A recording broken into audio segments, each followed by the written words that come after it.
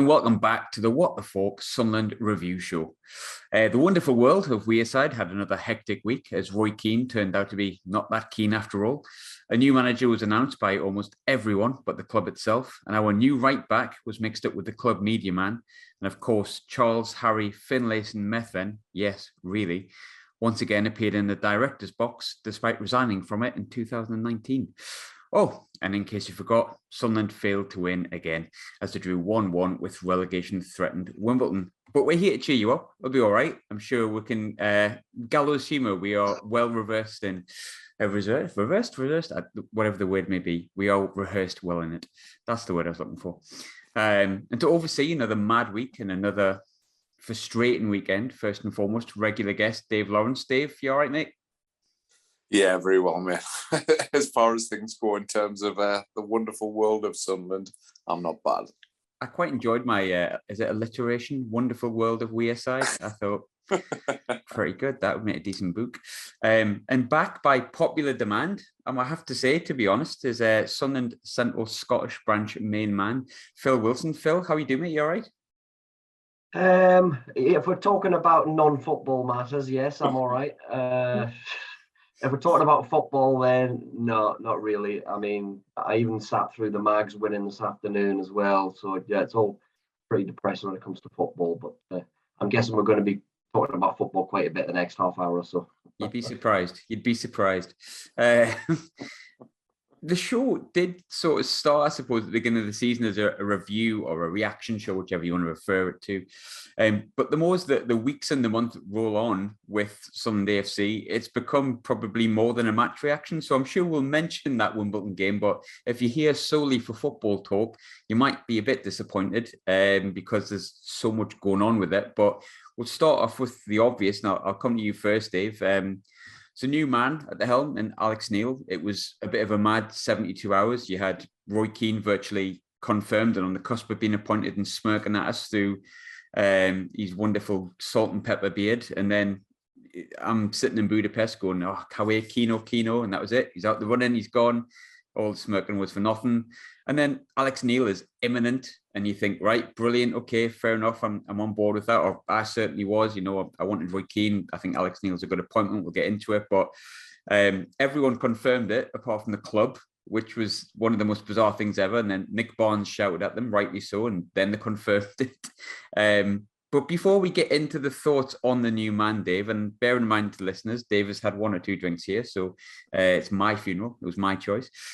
What was your general assessment in serious terms on the club's search for, you know, a new boss in that 10, 11, 12 days that led up to Alex Neil actually being appointed? Man, I'm not sure there is a serious response to it, is there? For as much as I might have had a sherbet or two, like... Not really. I mean, it's gallows humor, isn't it? You're trying your best to be like, I mean, I've posted more memes on the Twitter feed in the past fortnight than I ever have in my life, and I think that's my way of dealing with the fact that I think it's shambolic. Yeah. That's it, mate. I mean, the problem is to 98% of the world's population, it's probably hilarious. The problem is our mere 1%, which is in our circles, is huge. It's not hilarious in any way, shape or form. There's nothing about our football club which is hilarious. And as much as I'd like it to be, I'd be quite happy sitting 10th in the Championship. Not even 10th in the Premier League, 10th in the Championship. Everything's just going swimmingly and it just cracks on. But honestly, I don't get it. I mean, I think Nick Barnes hit the nail on the head. And that's how it comes across to the outside world. And you've got to remember that Charlie Salmon Pants loves a bit of PR because apparently that's what he does every day. Like, he's the worst PR man. We're going to go into him a bit deeper, listeners, don't worry. But, I mean, for a PR man, I've got to be honest, he's had quite a few gaffes. But you're right in what you're saying. It is, you know, and I do feel as much as I actually really enjoyed the first season of Sunderland Till I Die, not so much the second one, apart from the 4-minute segment that I randomly had a bit in, which I was edited very well. Thanks very much, Netflix. Cheers. I think Netflix has made it where we're like that stereotypical banter club, and for some reason, Sunderland, in my lifetime, especially recently, have kind of served up that banter on a regular basis, and it does get to a point where, I mean, you've seen, we're going to dig into it, but there's been a lot of people this week saying that, that's it, I'm done. And the annoying thing is, we've all said it at one point, and we know we're not, because it's kind of injected into us the minute we're born. To quote Simon Ramsden, the minute you're born in Sunderland, who do you love? Sunderland, who do you hate? The Mags. He's got FTM on his Tezzies. I don't, to be fair, so he's gone one step ahead of me. But Phil, you're quite good at articulating thoughts on this, and you're one of the more positive fans I've came across in our chats that we've had. But I think even it's got to you a bit this week. What did you make of those sort of 10, 11, 12 days leading up to Alex Neil's appointment? Yeah, I have to be positive, Graham, just to obviously counteract your opposite nature. So if you kind of bring that out of me a little bit. Sadness. But yeah, you should see me sitting watching that game yesterday on TV. I mean, honest to God, I have to put anything away that I could possibly throw at the TV because it's just so frustrating. Yeah, as far as the last couple of weeks are concerned, I guess we'll never know what's gone on, will we? From Johnson being sacked on that Sunday to the drawn-out affair, which resulted in Alec Neil being photographed in his tracksuit on Friday afternoon at Durham train station. I guess we'll never know. It just seems so crazy because I think we all said earlier in the season that this season felt different to the previous ones. Like, actually, we're watching a good attacking football. There seems to be a plan. We've recruited differently. Just fast forward a few months, and again, the arse has just fallen out of it, and we're scratching our heads thinking, watching that game yesterday, how is that team that demolished Chef Wed a couple of months ago turned into this team who had one shot on target against the worst form team in the league, and that was from a free kick. What's happened? And obviously chopping and changing the team. They made 5, 6 changes last week. A few of the new boys were in yesterday. And then listening to the post-match interview with Alec Neil yesterday, he's touched on the fact that these kids are burnt out. He's come out and said it. So I don't know how they're going to react to that, that he's come out publicly and said so. And then on the other side of things, the new players who brought in, the older ones haven't played any football. So he's got to try and find a way to get a tune out of them. And we're also, I completely forgot about people like McGeady and 09, who hopefully will be coming back into the squad sometime soon, because let's be honest now, especially, Rotherham winning again today, it's scrap for the playoffs, isn't it? That's what it's going to be. They probably did us a favour with Chef Wed being beaten, because I think, with their game in hand, then they would have been in a place to go above us. But got a week on the training ground now, get to know them, and try and pull something together for MK Dons next week, and 13, 14 games to come. I think I'll come to you, Dave, and I think there's part of me that's like, I just want to get on with it and not waste any more energy. I'm really happy with Alex Neil. To be honest with you, I think it's a good appointment. I've got friends who are Hamilton fans, and he did a great job with them at 32 with no managerial experience. And Norwich fans and Preston fans have spoke really, really highly of him. And if he was appointed a couple of days after Johnson was sacked, I would have said a bit of a coup, really, because I think he said it himself in his interview. But my anger is definitely not directed at the man they've appointed. Far from it. I just think it's raised so many questions, and what the bloody hell's happening with the football club at the top, Dave. And I think that's the problem. Without going too deep into it, because we all know, or most of us can see, how much of a mess those, should we say, 2 weeks just under were.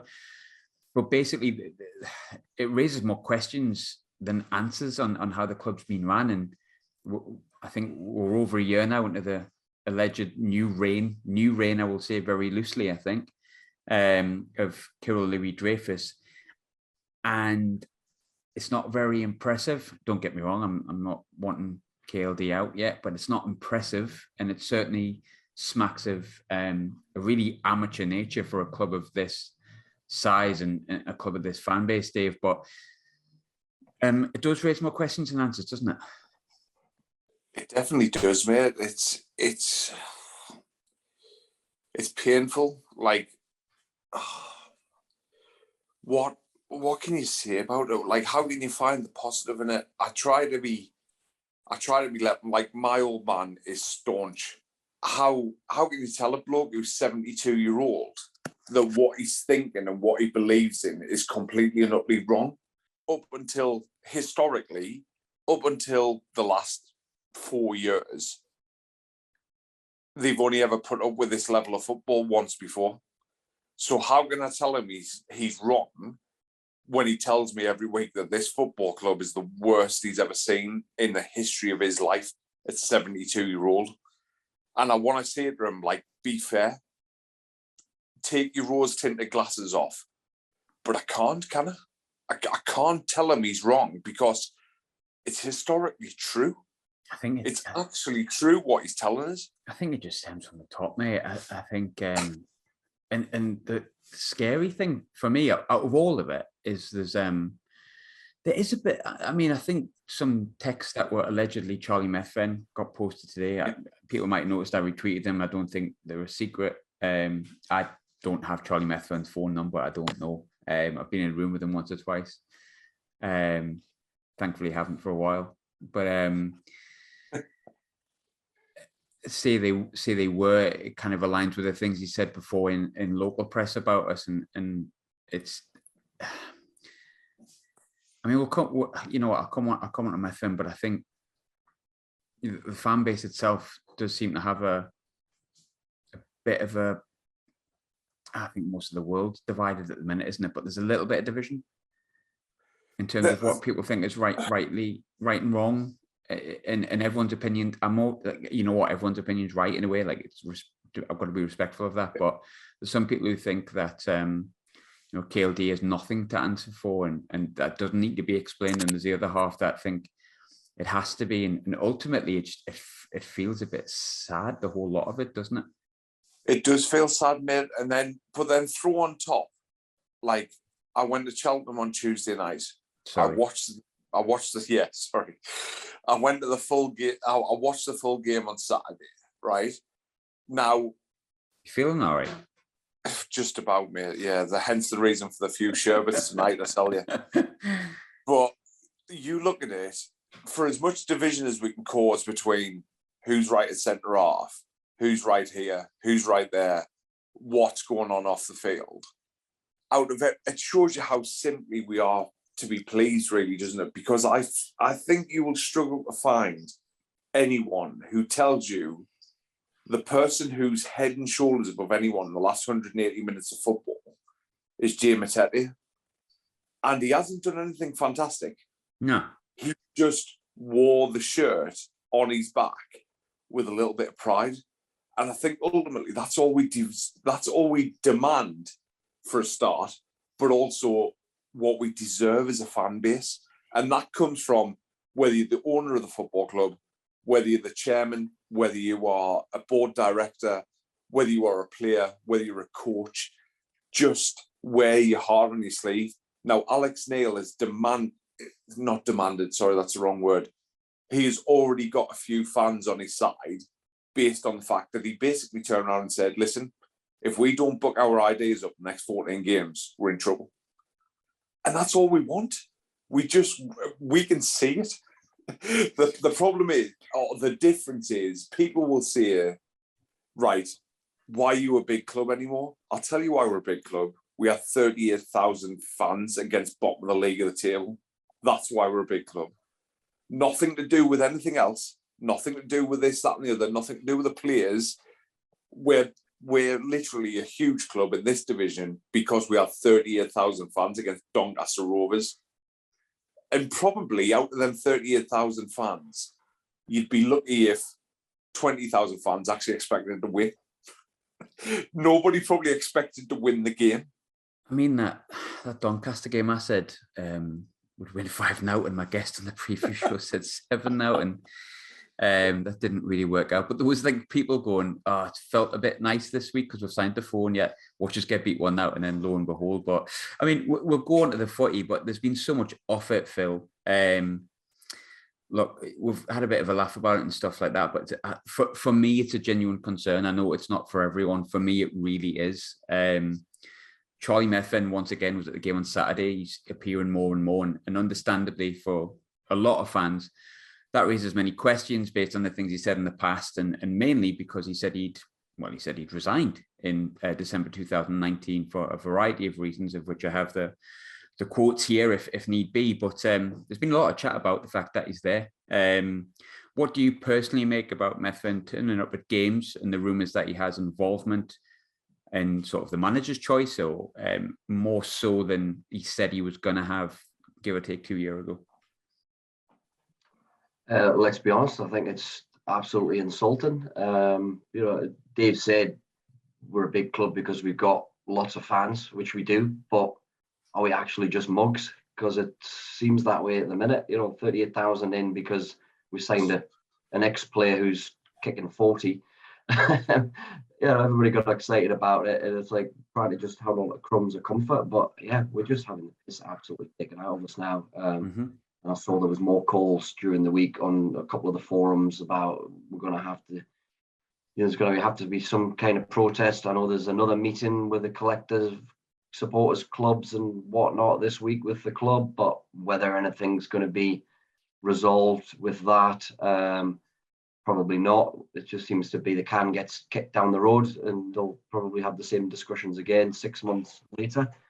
But yeah, this method, 2019, you said at the beginning of the show there, Christ, I think he's now reappeared 3 years later, having, as you say, resigned. That is just absolute piss take. And when it comes to Dreyfus, you just don't know, because we never hear from him, do we? 2-3 interviews in the time he's been there? Again, not really saying a great deal. We don't think we ask for much. Dave spoke about Matete there being a breath of fresh air, just somebody putting a shift in the centre of the park without particularly setting the world alight. But yeah, on the field, that is what we're looking for. But I know, Graham, you're probably envisaging this wee pod focusing on what's going on off the field, and rightly so. And the focus has gone that way because of the terrible results that have been taking place on the field. So honestly, until they are gone, we've got no way forward. And every day that goes by that they're still there is a day we're just going to be held back. The three of us, we're all from Sunderland. We don't live in Sunderland anymore, but we know that football club is the heartbeat of the city, and if it's sick, which it is at the minute, and the city suffers for it. So until they get those guys out the club, paid off, whatever has to be done, then we're just going to keep having these conversations. And as soon as we go on a bad run, then the focus goes back on the fact that they are just taking the piss out of us. Yeah, I think you summed it up right for me. And again, I'll repeat, I think everyone has their own opinion, and this is just mine. I think Charlie Methven being around the club is really insulting. Incredibly, to be honest. I think you said it's taking the piss out of us. I think so as well. I'd love to have a sit down chat with KLD. I really would, and ask him, first and foremost, what is the shares? I understand that he probably has the most, but collectively, just a straightforward answer: does Donald, Methven, and Satori have more? If he tells me no, I've got the controlling interest or the majority, fair enough, no problem at all. Then my next question would be, why, if that is the case, is Charlie Methven so present? Someone who's openly been quite critical of fans in quite a demeaning way. I think, Northeast people don't understand business. I certainly don't. I'm pretty bad, but there's one or two things I'd like him to explain to me, since he's so well educated in it. And maybe I'll understand, how he acquired the club, because I've got a few questions about that, if I'm honest with you. But Yeah, I do. I think it's really insulting. I mean, he said 2019, just a snippet of what he said. Said it was a really tough decision to make, him leaving, that both his family and his work-related reasons, he felt it was something he had to do. I think at the time, him and his partner were expecting a child or something like that, and he was taking time away from the club, was taking time away from him being, husband, which is absolutely understand and respect, 100%. He said, as a shareholder, I'll of course take a very keen interest, whether that means attending matches. I don't know. It certainly appears to be, and how we get on in the coming months. This is in 2019. And there are a couple of projects away from the day-to-day running of the club. I would assume day-to-day runner would mean choice of manager. I don't know whether he's been involved in that or not. Strong rumours he has, but obviously no proof. And he'll continue to help Stuart and Juan, who has now returned to the country. Haven't seen Sartori for a while. Haven't really seen him ever, to be honest with you. So I'm not just pigeonholing Charlie Methven here. I think there's a few people that need answers to that. But away from all that, Jesus, am I angry? Yes, I'm angry. Away from all that, Dave, Alex Neil's appointment, if I'm honest with you, seems to have gone down fairly well, which kind of flies in the face of Sunderland fans are really hard to please, who've been fucked about for 10 days. Told Roy Keane was coming, which I think we all thought was the right appointment. We get Alex Neil and everyone's gone, well, I'm disappointed. Well, not everyone, most people, sorry. We're all different. We're not a hive mind. Have said, well, actually, that would have been an all right appointment if he just didn't fart about, but we've lost 2 games. Times you're farting about. There's stuff going around saying that we decided he was the manager in 48 hours.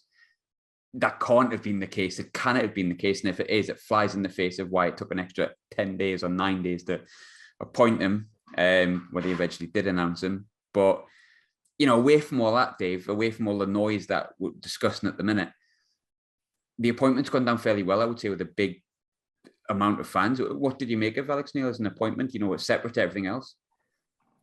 Yeah, exactly like you say, isn't it? It's just frustrating because in the grand scheme of things, he gets appointed 48 hours before, as you've already did do. It's probably a good appointment, mate. There's no problem with it whatsoever. To the fact of, in his opening interview, he said, listen, do I actually want to come and coach at League One? He's effectively saying himself, is it good enough? It's not, is it? And let's be honest, and no disrespect to Wigan, no disrespect to Chef Wed, would Alex Neil have went and joined them? Judging by his remarks, probably not. So in the grand scheme of things, it's probably a pretty good coup, to be honest. Whether he's got a very good PR manager, whether he's just very sincere, and I hope he is. His post-match and pre-match comments, I'm all on board with. He's just honest. He's just being honest. And if that's how he realistically thinks, then we're probably going to have a good relationship, which I'm all for. Just, I didn't want to hear about Sharks on a Monday. I genuinely don't. I don't give a shit. What I want to hear is that certain players weren't good enough. I want to hear that in order to win the next game, we've got to do this. In order to not get beat in a big, huge quarterfinal of an FA Cup or League Cup, we've got to do this. I'm all for it. It's how we live. It's how we breathe. It's all we want. The thing is, unlike some of it, you've always got to get digs in, haven't you, against certain opposition. But nobody wants to qualify for the Champions League. No one wants to be challenged. We do. We do want to be challenged. I wouldn't mind it if they're offering it up. I'll take it. Weekend away in Barcelona. All right, fair enough. Not quite Cheltenham, but we don't expect it, do we? We've never expected it. We've never wanted it. We'd love it. Of course we would. And I tell you what, the atmosphere and the buzz around the place would be phenomenal. But ultimately, we just don't want to be scraping the bottom of the barrel. And that's something that we've done for years and years. Even before we've had 4 seasons in the League One. Do you know what I mean? Nobody wants miracles, but what we do want is we want an identity. We want a team who care. And ultimately, we've said plenty of times on this that in order to have that identity, in order to have that, you've got to have an extension of the fans as someone who runs the club. And hey, if Alex Neil is that man, he's Scottish, he's bound to have a bit of passion. If there's anyone going to be more passionate than people from the North East, exactly. If there's anyone going to have a bit more passion than people from the North East, it's probably the Scots. Let's be honest about it. Well, I think we have a long running history with Scotland, which me and Phil will know with being part of the branch. I think, Bobby Kerr, people at the start of the formation of the club, Alex Ray, but there's Alan Johnson sacked today. A couple of days late, unfortunately. Could have maybe been a shoe-in for the job. But you're right, we'll laugh and joke about it. I think would love to win stuff, but I kind of hark for the days when I thought the club was dying just because we got beat at Bournemouth in the Premier League. But Phil, we spoke about when Johnson first went, and obviously I was vigorously not a fan of Johnson. Still, I'm not in terms of him being a manager. Never met him as a bloke. You didn't mind him so much, Phil. You understand the flaws and why people were having a go. But when he went, we ultimately went, well, he's gone, and we had that long conversation. And before Keane was even mentioned, you quite fancied Alex Neil, so you were quite happy with the appointment. And I think, like many Sunderland fans, he's got lots of positives, hasn't he? Yeah, I know. I get it with Johnson. He was a bit like Marmite, wasn't he? Let's be honest. But I thought he was the first manager in quite a while who actually did see the game. He just maybe didn't communicate it quite as well as he could. But anyway, that's done now. So yeah, when the job came up, and let's be honest, we seem to still have no money. So it was always going to be who's out of work, because we don't then need to pay compensation for them. And looking at the list, Alec Neil was the one, before he'd even been linked with the job for me, was absolutely the one that I thought they should have been going for. Always quite liked him. I mean, yeah, as you say, he's been a manager 8 years now, and he's still only 40. I think you'll get a lot more straight shooting from him than you got with Johnson, and I know you'll particularly like that. Oh, I'm getting some wine delivered here. So who knows? Listen, it doesn't really matter, does it? End of the day, we just want something on the field that we can all get behind. Christ, I mean, just the thought of this time next year and we're still in this bloody league, man. Wait a minute, it's like shocker. That's why you're getting delivered wine, Phil, isn't it? I know. So yeah, I think it's a good appointment. I'm probably going to enjoy listening to him. I enjoyed yesterday's post-match analysis. He gave it straight. I think he will be a good fit, as you say, Dave. As far as passion goes, the people of the North East and the people of Glasgow in particular, very aligned. So I think that'll be all right. But I hope that one of the reasons he's come is that he sees something there in that squad that he can actually get it done this year. I believe after the 40-minute training session on Friday, he said he liked what he saw. And I also quite like that he said he needs them now to transmit that from training onto the field under pressure. Because let's be honest, whether he was alluding to the fact that we seem to crumble at League One grounds away from home, we're not in the coziness of the Stadium of Light, because that seems to be where all the shit shows have happened. Maybe that's what he's trying to say to them through that interview. But yeah, well, let's see what the week brings. Because that's next Saturday is going to be tough. MK Dons are banging form. Good example of a manager who's just got a team playing for them. They all know what they're doing. No superstars. There's always one who seems to gate crash, and they're in a hell of a run. So realistically, we'd probably go into that match second favourites, because looking at the form table, they're the ones tearing it up. Alex Neil spoke really well. I thought the same about Johnson after the Wigan game. I thought he sort of nailed it, and maybe I thought of that about a few managers before, but I do feel like Alex Neil is not speaking from a PR standpoint of going, I know what the Sunderland fans say, and I know what they want to hear, and all that. I think he's just kind of called it as he sees it. I think, everyone's different. I'm not saying everyone in Glasgow's the same, but it's a pretty straight shooting place, especially somewhere like Bells Hill, and he's managed it. I know we probably on the face of it look like the biggest club he's managed, but obviously Preston and Norwich are not necessarily, especially Norwich, it's not a unpressurized environment. Norwich are a big club.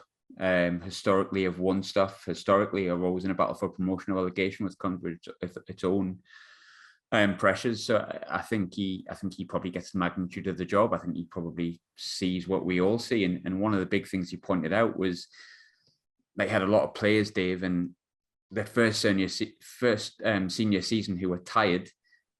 If I'm being honest with you, I think when you're talking about Callum Doyle and Dan Neil, I think you need to use the word knackered. They look absolutely spent. Even Roscoe looks spent, to be honest with you. And then he said there's too many experienced players, Dave, that are not match fit, essentially. And he can't really disagree with that either. But the important thing is not that he calls it right, Dave, is how does he remedy it? If you're Alex Neil, you're going into the game against MK Dons, you know what the problem is, but how do you fix it? Two comments. First one, remember when that piss party stopped?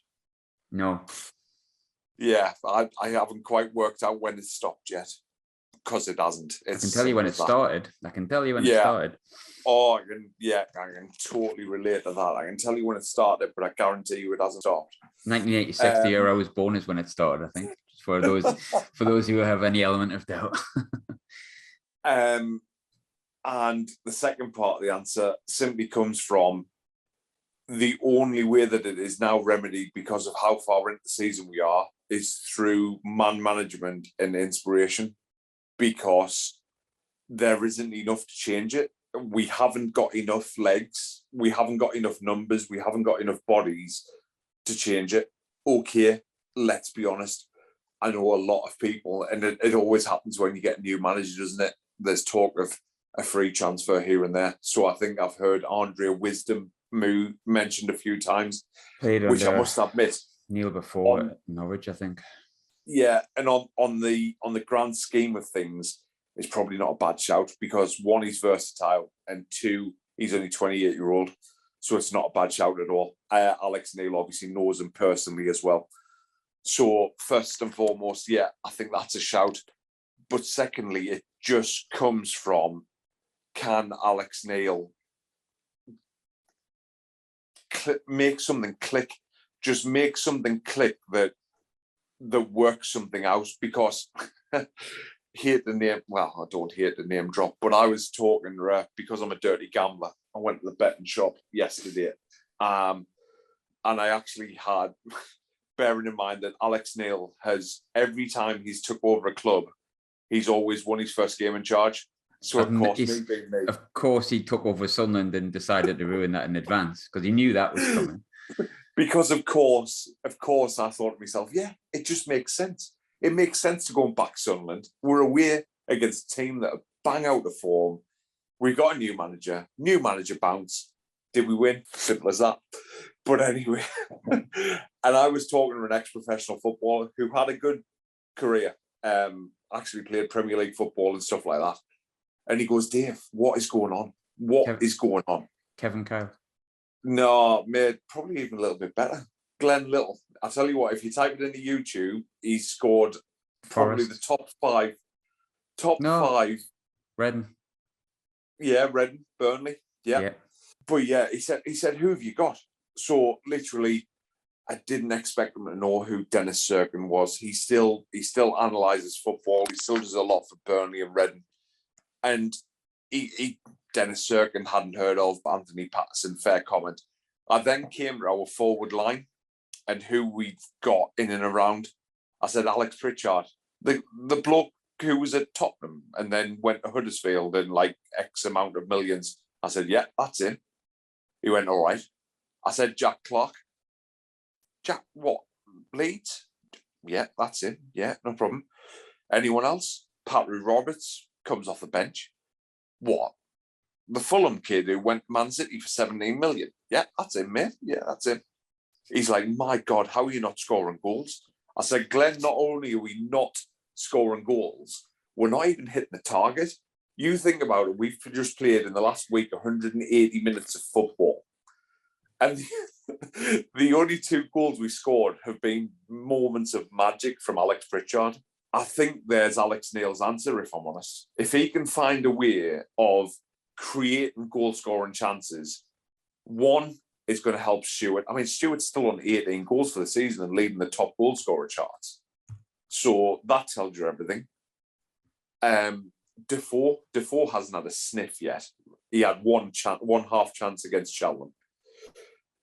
If he can remedy that, there's goals in us. Okay, I've always said we're going to concede goals because we're not great coming back. But I think that's the answer to him.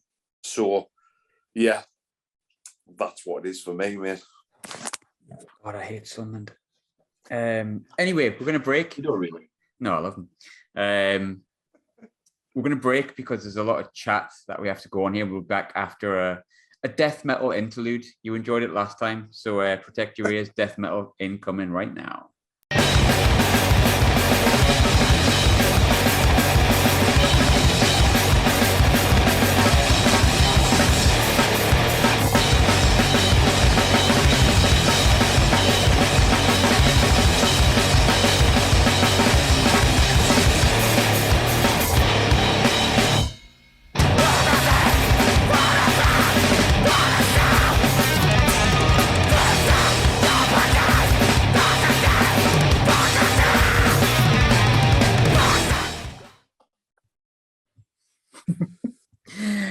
Hello and welcome back to the second part of the What the Falk.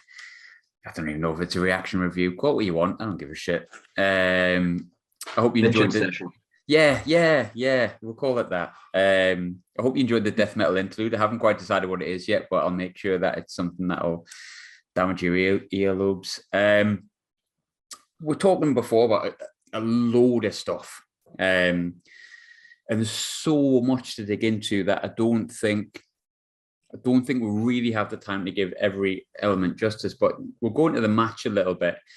We spoke before, Phil, about what Alex Neil had said, and I think at the start of the season we all kind of aligned with the recruitment idea to an extent. If I'm well, not all, like, you know, a lot of people went, you know, young, hungry players have got ability to grow and maybe have a sell on and yada yada yada. Young, hungry players, on the face of it, is really good, and you know, a lot of them's worked out. Ross Stewart, I know Serkin's been poor and whatnot, but you know, in the main, I think that would work. The problem being that we've probably bought way too many of them, and I think now when you look at the core light of day and what more than halfway through a season, which is probably the right time to judge what the recruitment's been like this season, there's probably a fair few question marks, especially when it comes to the fact that we sold all of our defenders in January. Speakman's been getting a little bit of heat, Phil. Do you think his job this season and the recruitment process, you know, deserves to be brought into question at the minute? It deserves to be brought into question because of what's developed over what have we won one game this year? So simple as that. You know, that's why it has to be brought into question. And ultimately, come the end of the season, then we'll decide, and he'll be judged on whether it's been a success or a failure. Because was something like 6 of the starting 11 yesterday were 21 or younger, and something else Neil drew attention to. We all remember the old famous phrase about "you'll win nothing with kids," but there's definitely an out of balance there. I remember going down to Carlisle about 6-7 years ago to watch a pre-season friendly, and we were in the Premier League at the time. I don't know if you guys were at that game, but at half time he basically took all the first team players off and put on what was the under 23s. I think it was the team with like Gooch was in it, Honeyman, you know, those lads were fairly decent team. And you thought, oh, actually that was quite refreshing. But we're effectively now playing a season with these kids, you know, and it looks like it's all catching up with them. And you're bang on what you said. I know Stuart's maybe a little bit older. I know he's not in that bracket, but he's not much older than that. I don't know what's happened to him, because the last few games, it's not just that he stopped scoring. His touch is off. I mean, his first touch is bouncing away from him. There was a good number of times yesterday where he was trying to play just a short 3-yard pass, and it was the weight of the pass was wrong, or it was going straight to the opposition. He's not winning the headers. He's not winning any headers. The ball's going up to him, and the centre halves, Cheltenham, Doncaster, Wimbledon, they're all dominating him easily. So yeah, back to Speakman. I think we should judge at the end of the season. We're in a bad place at the moment.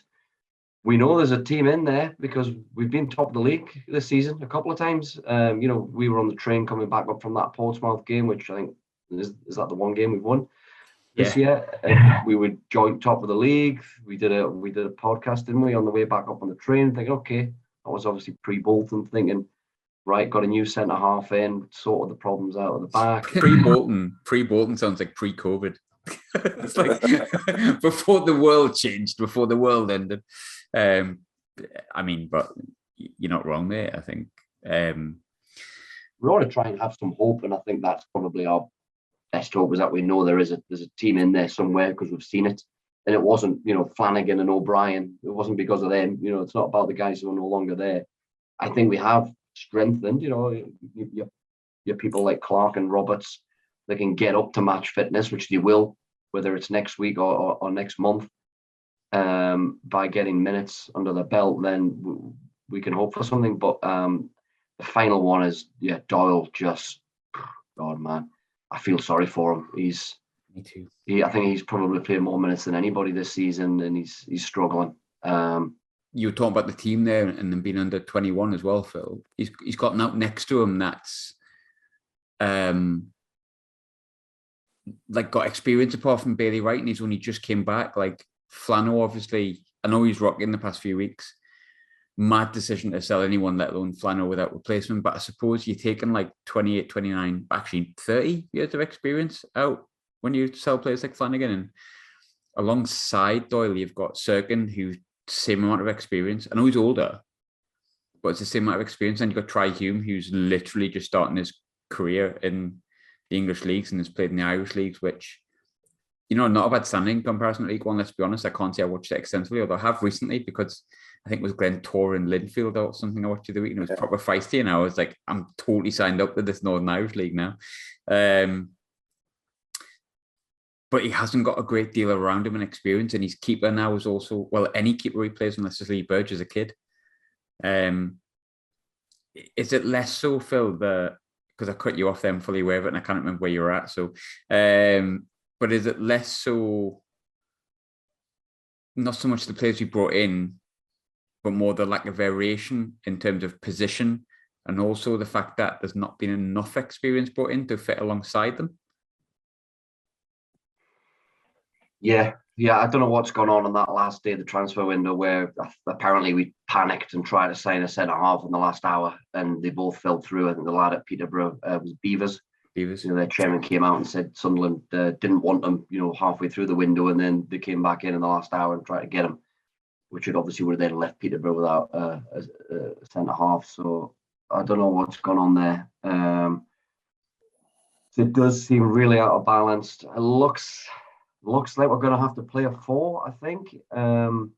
We know our best performances defensively have been when we played a 5, 3 centre halves and 2 wing backs, but Serkin and Hume aren't wing backs, they're full backs.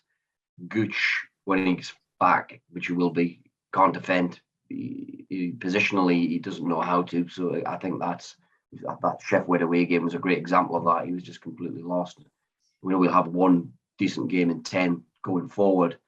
But probably first and foremost, he's going to have to find something that works and stick with it. That good run we went on, Johnson was kind of forced to go with a team because he had nothing else. And we said that, didn't we, on one of the podcasts a few months ago when things were going well. It's actually just come about by chance because that was the people he had available, and that was the only real system he could throw them into. And I hate chopping and changing the team all the time. Certainly in the defence, I think historically just doesn't work. You keep changing the defence all the time, you're just going to keep conceding goals, and it's just demoralizing. It doesn't matter how many good attacking players you've got. It's just demoralising for them when, as soon as a team goes forward, it looks like they're going to score against you. So I think that's probably his first task is to find something and stick with it. And there might be a couple of sticky games along the way, but that's where consistency is going to come from. Yeah, and I agree. I think again, I'm not. I really liked Flano as a person that I've never met, which sounds mental. But like I've never. I thought Flanagan was having a decent season and looked a bit rocky and probably needed to be took out a little bit. But I think, and Speakman said on the Unfiltered podcast about how he wanted to be fair to him and the deal was agreed and he only had 6 months left on his contract. And I think I said this a few weeks ago, but I just think that's a bit daft. Like, I get that he wants to be nice to Tom Flanagan, but no, I'd really like him to be nice to Sunderland, who he's paid by to make these decisions, and say, sorry, Tom, I know that, your family life and having a contract is fine. I mean, Cotwell came out and said it was probably a move we were going to make in the summer anyway, so I'm delighted we got him soon.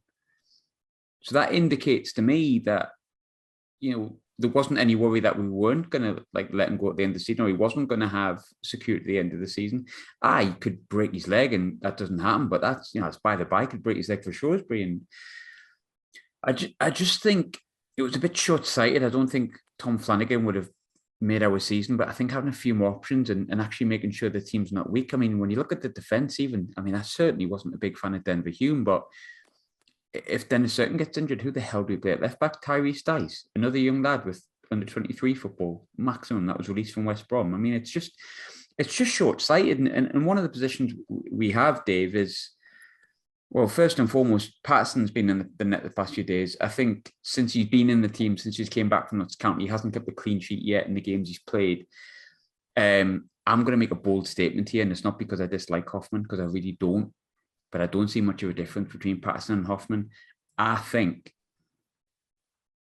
I'd be quite happy to go Patterson into the season, Dave. And there's a few more decisions there. We talked about Stewart before, and Lyndon Gooch wasn't even in the squad on Saturday. Talk about keeping a settled team. I agree with Phil on that. I think it has to be. I think we have to get some momentum going and get some kind of cohesion. But if you were to make changes, what would the changes be for you? Just to kind of retouch on a point that you just made. Just remember, the piss party is over. That's the second time I've said this in this show. And we're letting players go without adequate backup. But remember, the piss party is over. So don't ever forget that. In terms of... Sunderland. Do you remember that? Sunderland. Yeah. In terms of goalkeeper, Patterson, you can see it. I was 4 rows back at Cheltenham on Tuesday night. Cheers, Phil. You're welcome. Good work for the team there, Dave. And I was so close to the pitch. 2 points. One, Sunderland as a unit do not talk to each other. They are so null and void of voices. It's scary. Huge lack of leadership on that pitch, Dave. I'm sorry to interject, but you're absolutely right with that. Mate, I mean, didn't get me wrong. I love his brother. So I'll be as nice as I possibly can be in case Johnny ever wants to come on the podcast in future years. Hi, Johnny. How you doing? Well, if you want to come back, you're welcome on the podcast as well. But Corey Evans has just got, I wouldn't say no leadership, but it's not, I mean, Bailey Wright, fair enough, a little bit. I think Bailey Wright talks. I was at the Acton game. He does talk. He was talking about Flano did a little bit. Based on some of the mishaps he had, I probably wouldn't have bothered myself. But to be fair to Flano, he did speak. But we're talking 2 or 3 players on the pitch that speak. Corey Evans doesn't really. And we're meant to have this leadership team. It's starting to get the feeling that the leadership team is a little bit like the UK government. Literally couldn't get something done if they tried. That's the piss take party indeed. Oh, getting political here. But you're right, Dave.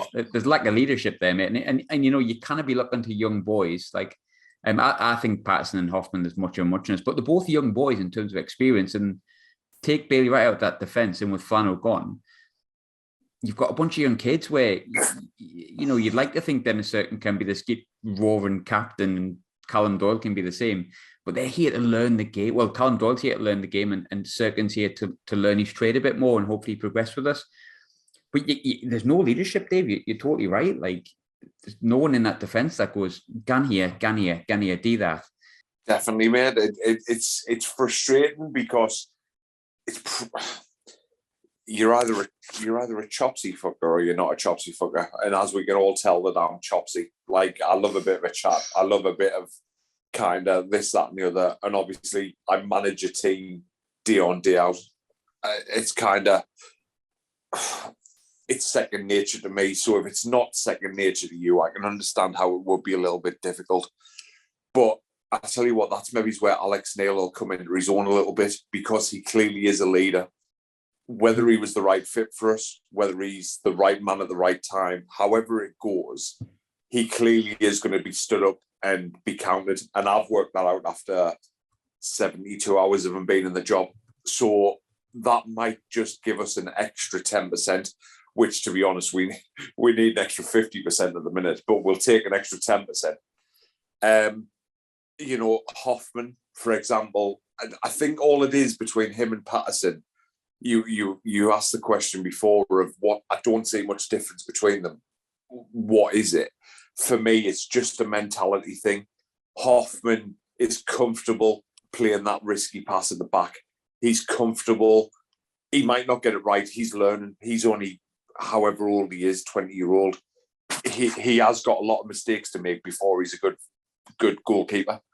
But he has that confidence to make the mistake, and that probably comes from training with Manuel Neuer and stuff like that.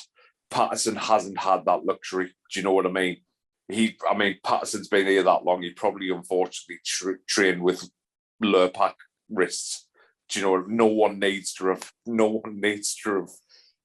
had a practice session with League Camp. Sorry, that's maybe the little bits of percentages and differences that we need, and hopefully, you know, that there's something there that Alex Neil can bring that will just push us on that extra couple of percent.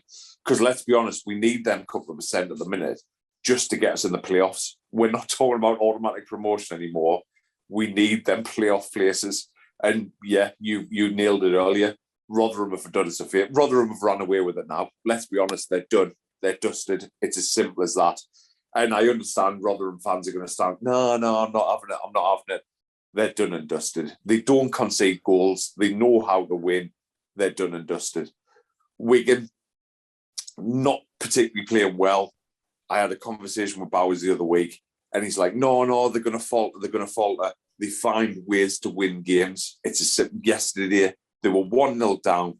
They won 2-1. That is what we're missing. And there's part of me, and I hate it, and we might falter at the final hurdle, because I never believe in Sunderland going into a playoff game, especially a playoff final. I just don't believe in us, and that's shit to say. But he might just get us that little bit extra over the line, and then it's just a lottery of actually trying to win that last game, isn't it? Who knows? Well, he loves a playoff. Does Alex Neil? He's 1-1 with Hamilton. Jason Cummins might remember that, and obviously Borough fans will remember they did really well with Norwich after they were being quite out of form. But I think there's a few questions with the lineup. I think Patterson and Hoffman's probably one when Hoffman comes back. Gooch completely dropped from the entire squad. And hey, I'll never have bad memories of Lyndon Gooch, but I think his time's up. I've said that a while. I think just fresh move for both of us. But we've talked about Stewart before, Phil.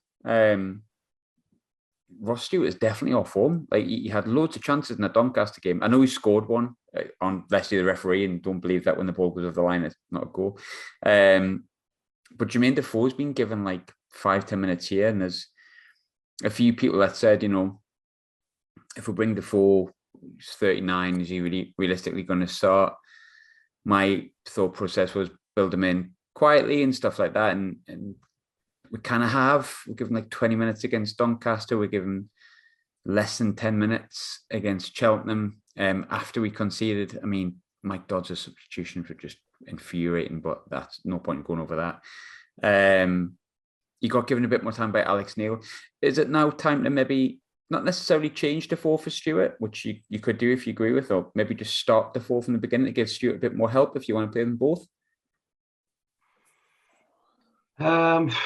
I know, again, we've spoken about this on WhatsApp and whatnot when they were obviously trying to sign him. I just can't see 39-year-old starting matches. I mean, if you think his last season at Rangers, he didn't kick a ball. I mean, I remember asking my Rangers pals, like, where's Defoe? He's not even in the squad. Apparently he'd gone to play a coach, and it was just pretty much, he was fit, but he just wasn't getting selected in the match squad, never mind getting anywhere near the team. But it was noticeable. Did he come on the hour mark yesterday? Again, it was a strange. I think he took Clark off, didn't he, and put Defoe on. So probably getting a good point of that. He's not afraid to mix it up formation-wise during a game, which I think is always a good thing if something's not working. Ultimately, it still didn't work because we still didn't ask any questions of them. But that, to me, makes me think, do you know what? Actually, probably not this Saturday, but not too far away if Stewart is continuing to struggle. And I'm not just talking about scoring goals. As I say, his touch, is winning his 50-50s. Everything is not working for him at the moment. And maybe he does just need a seat on the bench for a couple of games, and Defoe is the only other one who can start. So possibly, I mean, we'd all back him. He's got the ability. He's so far off the pace, match fitness wise. We can see that. I know, as Dave said, he got that wee chance against Cheltenham, where the keeper got down and saved it. But probably realistically, a good month away from anywhere near to where he would expect himself to be sharpness-wise. So, I mean, a couple of weeks of Stewart, for whatever reason, hasn't managed to get back to where he was. I don't know. I just think it's a big week this week. Just Neil gets him on the training ground. It's going to be a whole new way of doing things. And we haven't mentioned the assistant as well, Cannon, who's brought in with him. He's very highly rated in Scotland. He was Hamilton manager in the SPL for 4 seasons. Did very well, again, very young. I was reading a piece about him yesterday that he's been around all these clubs around Europe, learning about coaching and different ways of doing things. And there's a friend of mine who was a director at Hamilton, both when Alec Neil was there and when Cannon took over from him. And he said, you've got 2 absolute diamonds there. Those 2 are going to be a real good team together. So let's, again, maybe have a bit of hope that that's going to come to play as well. Just a good match. Yeah, I mean, I'll be totally honest. Obviously, want to end on a positive as best as we can. I'm not going to ask you to subscribe because you've gone to 1,000 now, so that's it. I'm happy with that. Done. That's that one done. Don't get me to 2,000. I can't be bothered with that kind of subscriber level. You'll just call his names after a while. Or what goes up always comes down, so don't bother. But yeah, on a positive note, I'm happy with Alex Neil. And as my Hamilton supporting friend called him, Kanzo, which I think is a great name. That's Cans with a Z, not an S. I do think, if we're going to end on a positive, which there's not many of them at the minute, and we've ran through a lot of the reasons for that in this podcast. I think on the face of it, Alex Neil's a good appointment. This kind of crap surely cannot go on much longer. Football is very cyclical. Nothing's ever terrible forever, although it's really hard to convince anyone at the moment. But I like the way he started in terms of what he said. I think he'll get enough out of us to get us in the playoffs for the last 14 games. I don't think automatics is going to be a thing whatsoever, even if we win all of our games. I just don't see it at all. I just don't see how Rotherham or Wigan drop enough points, or be it, MK Dons now, who are above us as well, I think. But I think Alex Neil's got enough to get us through, and he's won a playoff before, and there's been many times when I've been very down with Sunderland. I think a few weeks ago, I said I felt like the club was dead. I got a little bit of heat for that, and I think a lot of that's to do with a lot of the stuff we spoke about previously with Methven and the ownership, and just it not being the club I really recognised for a while. But hopefully, Alex Neil is the start of me recognising that club again. And I think, what's the famous saying? Things can only get better. As we know, they can get worse, but let's pretend they can't. League Two doesn't exist, and getting beaten in the playoffs again will not happen. Please God. But I think good appointment. I think, fingers crossed, training ground, a relatively packed Sol on Saturday with fans trying to get behind them, and hopefully sort of a win and run, and less of this crap we've been used to in the past 2 months or so. But Dave, thanks as always for joining us to vent and talk about football, quote unquote. And Phil, of course, thanks for popping back on, because I think you're a more popular voice than me and Dave. So thanks for doing the listeners a duty. I think it's just because you're a bit more balanced than me and Dave. I think me and Dave just go on a rant too much. But that's so it is. But thanks for joining us. Therapy, and I'm the therapist.